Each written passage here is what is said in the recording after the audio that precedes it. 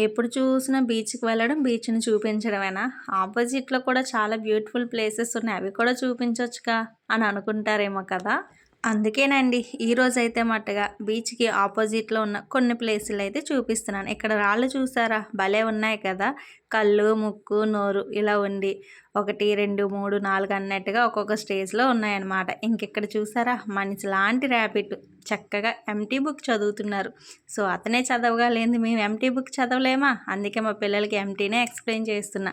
ఇంకిక్కడికొచ్చేసరికి ఈ flower ball చాలా పెద్దగా, చాలా బ్యూటిఫుల్‌గా, చాలా అందంగా ఉంది కదా!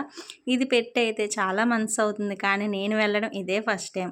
ఇంకా ఈ వైజాగ్ అంతా కూడాను ఈ డబుల్ డెక్ బస్‌తో బిజీగా ఉన్నారు జనాలంతా కూడా.